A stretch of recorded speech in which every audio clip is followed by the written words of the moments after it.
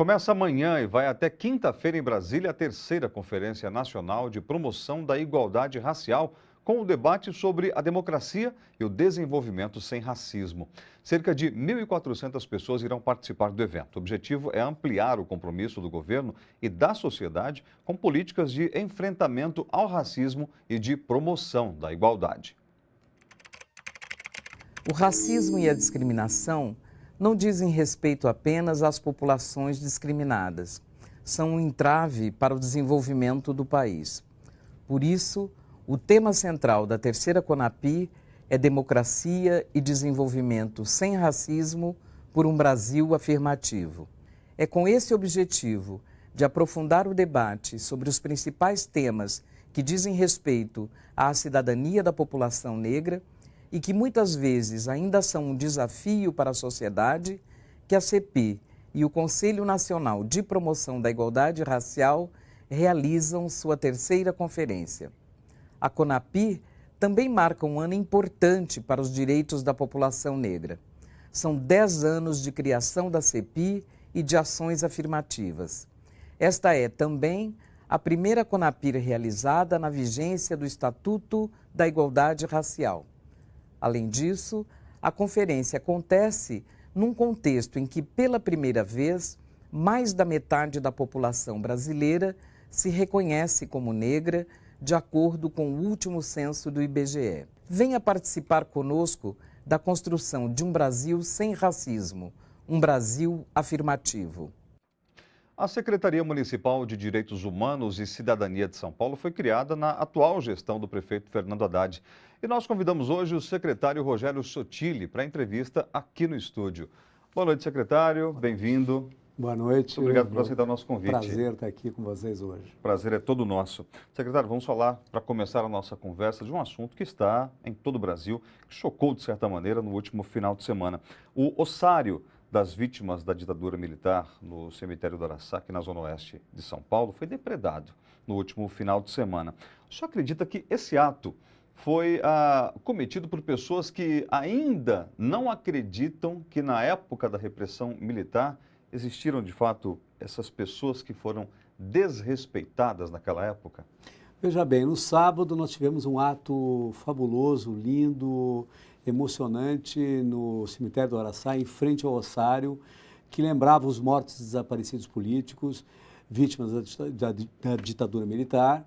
E esse ato contou com a presença de todas as religiões e crenças e pediam a identificação imediata dos mortos desaparecidos políticos e das ossadas que se encontravam no ossário, todas elas vindo de Perus.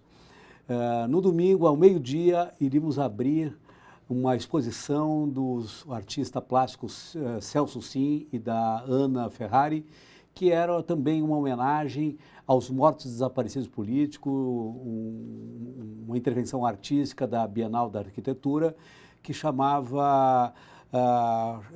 chamando uma relação com Jean Genet, que é um teatrólogo da maior importância para a história do teatro mundial. Na segunda-feira de madrugada, fomos surpreendidos com esse ato inaceitável de violência contra os direitos humanos, que depredou parte dessa intervenção artística e mexeu, inclusive, em alguns túmulos onde se encontravam algumas ossadas desse ossário. É evidente que isso preocupa os direitos humanos, é evidente que a gente tem que fazer uma relação que, em momentos muito próximos, tenha ocorrido uma violência dessa envergadura nesse local. Nós temos que reagir a esse ato de vandalismo, esse ato violento contra os direitos humanos e contra o direito à memória e à verdade, e isso nós vamos fazer mostrando para o Brasil de que nós precisamos identificar o mais rápido possível todos os mortos e desaparecidos políticos. E como é que está a apuração desse caso? Foi aberta uma perícia imediatamente pela Polícia Civil, mas eu imediatamente não me contento com a perícia da Polícia Civil, eu acho que tem que fazer todos os procedimentos imediatos, mas eu estive conversando hoje de manhã com o coordenador da Comissão Nacional da Verdade, o Dr. José Carlos Dias, conversei também com o presidente da Comissão de Mortes e Desaparecidos Político, Marco Antônio Barbosa, e com a ministra Maria do Rosário. Com o presidente da Comissão Nacional da Verdade, eu pedi que ela intermediasse um envolvimento da Polícia Federal no processo de investigação.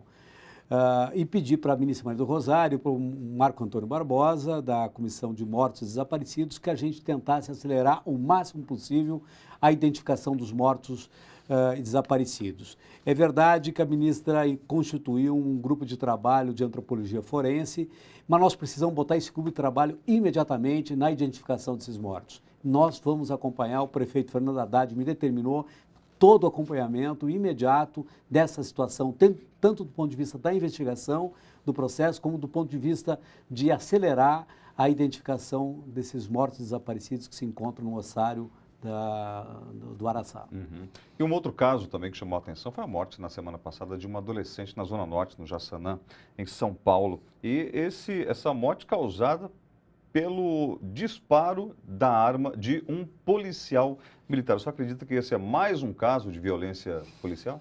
Acredito que é mais um caso de violência policial. Veja bem, tanto o caso de Araçá quanto o caso do jovem Douglas, que foi assassinado lá na Vila Medeiros, eles têm uma mesma origem. É um país de violação de direitos humanos. Nós vivemos um país que vive há mais de 500 anos formado na violação de direitos humanos. É uma cultura de violação. Nós avançamos muito nos últimos 15 anos no que diz respeito aos direitos humanos. Mas a cultura de violação você não muda de uma década para outra. Nós precisamos avançar muito, ser muito mais ousados, nós temos que ser muito mais vanguarda para mudar essa cultura. O que aconteceu no Araçá é uma violência que tem a mesma origem do que aconteceu com o jovem Douglas. A periferia, os jovens da periferia, tem jovens negros, pobres, eles estão sendo assassinados. Em parte dessa violência, ela vem da violência do Estado.